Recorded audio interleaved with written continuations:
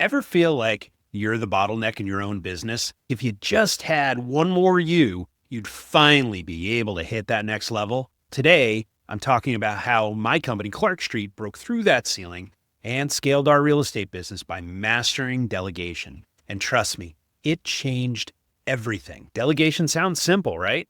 But for a lot of us investors, it's terrifying. Why? Because we're control freaks, right?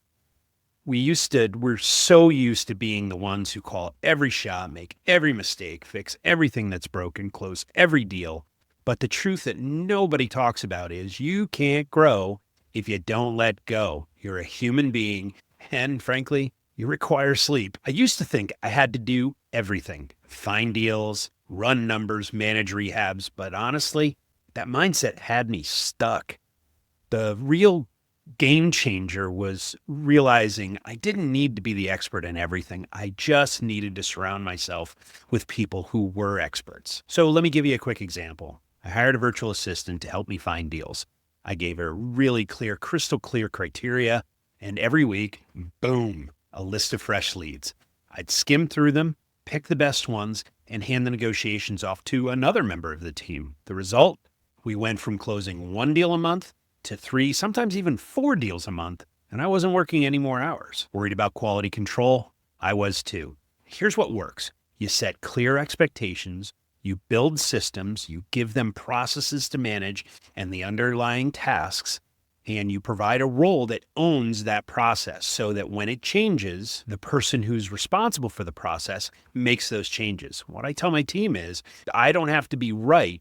We as a team need to get it right. So if the process that we have in place is inefficient or needs to change, it's incumbent upon the person who's in that role to make those changes. And of course, they run it by me. But the fact is, I find that when I offload that responsibility, our business runs a heck of a lot better. Let me give you another story. When you're smart about delegation, you create a business that runs without you, and that's freedom. Last year, my appendix burst. I was gone for 7 or 8 days.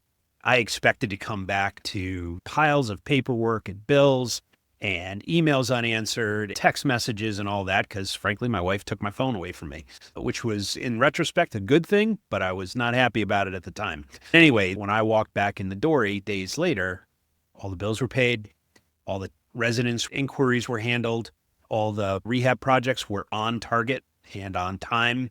The fact is that the team that we had in place here simply handled it without me being here. They handled it themselves. So here's my challenge. Take one task.